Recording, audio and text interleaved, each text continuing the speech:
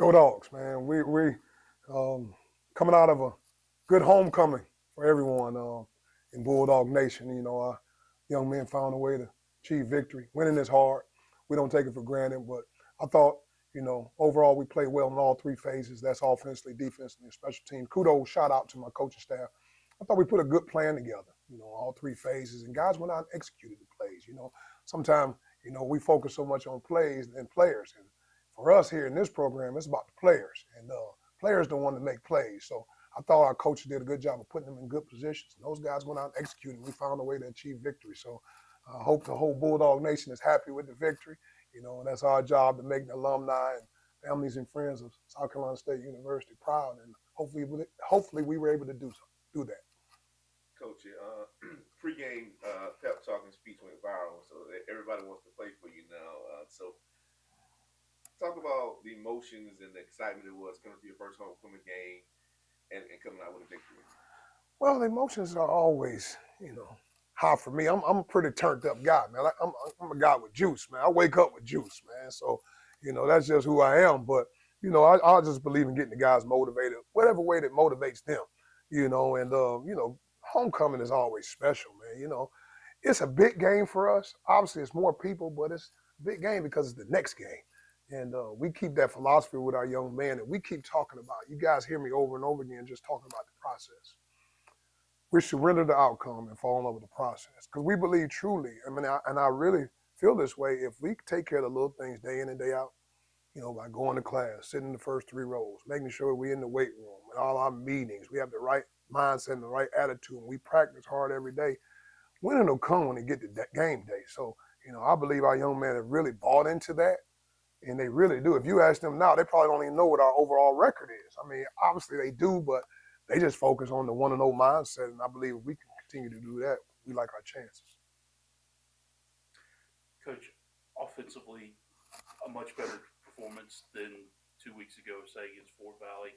Just what were some things that you guys worked on during practice this past week to get this team, you call it effort, you call it what you will, but something was different about this offense.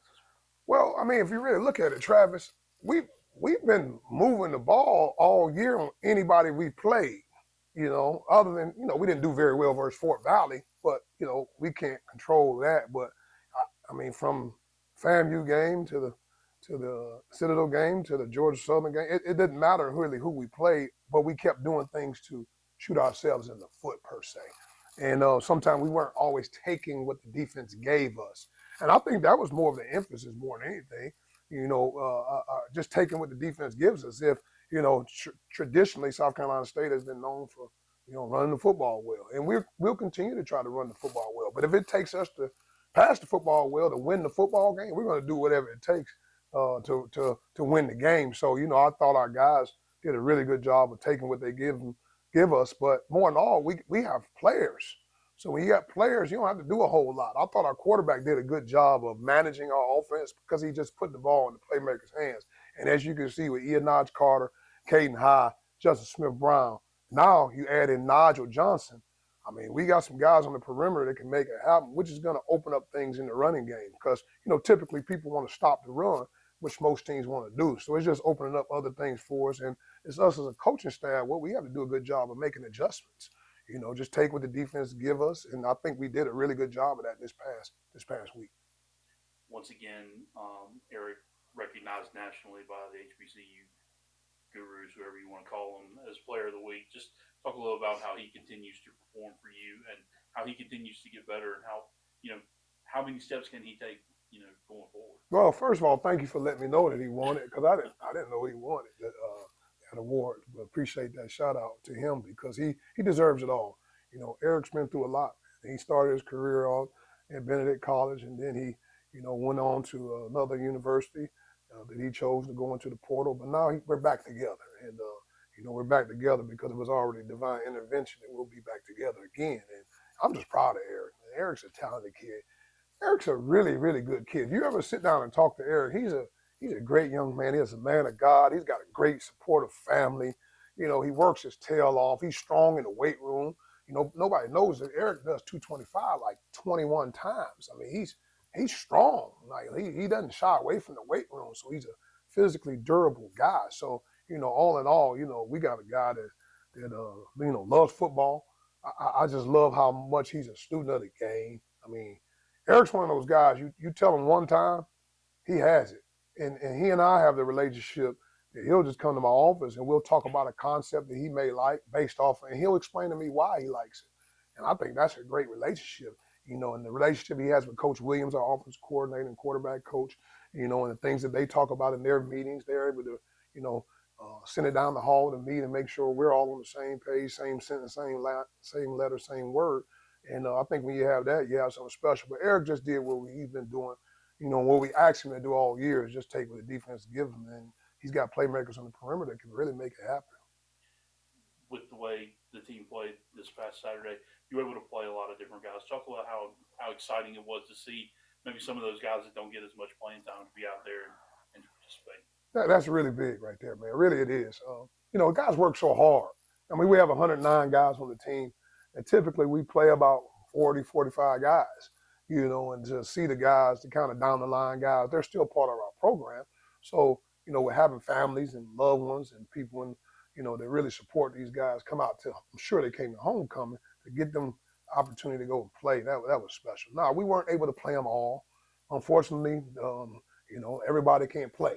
This isn't the YMCA. This is a Division I college football program. And, coaches have to feel comfortable with playing young men. Ultimately, I don't tell a coach who to play. You play with who you feel confident that's going to go out there and execute what we're asking them to do. And, the reality is, we took our starters out after the second drive of the third quarter. So really a lot of our guys had opportunities to play a lot of ball, really, when you think about it. I think it was like 11 minutes to go in the third quarter that we put, a lot of our guys that don't play typically as much. And I put it on the coaches. I don't tell a coach who to play.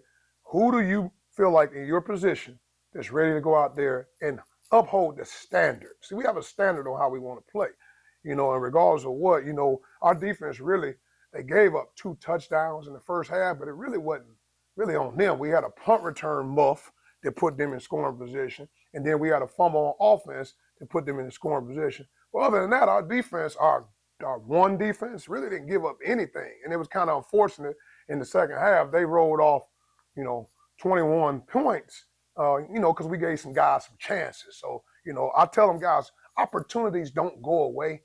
Opportunities just go to other people. And when we put you out there and give you a chance, you have to uphold the standard of what we ask you to do. So, our defensive staff isn't too happy that they gave up 35 points at the end of the day, but it still gives opportunity for young men to go out and play. And they deserve that because they work so hard every day in practice. But, unfortunately, they all can't play. But the guys that our coaches feel confident to put in there, they were able to put them in there. Coach, I know you could just go about your business and keep your head down, but quietly this team has won 4 straight games. Just talk a little about the confidence this team is playing with right now. Travis, man, we really are 1-0 kind of mindset. I think that's just who we are, honestly. It feels good, because there's a lot of excitement, especially from our alumni base who deserves to win. South Carolina State used to win. They've been winning for a long time. And, I'm just grateful to be able to put us in this position to be able to do that. It feels good to win. Winning is hard. I say it all the time, and I don't really just say it to say it. And we're just grateful to be on the winning side because some of those games that were close could have went the other way, to be honest with you. So we're just grateful. There's a lot of favor in this program, and there's a lot of momentum. When you're winning, it brings momentum and belief amongst the young men, especially when you're a first-year head coach who's taking over a program. You want the guys to feel good about what we're doing. So winning helps that. So, October is important.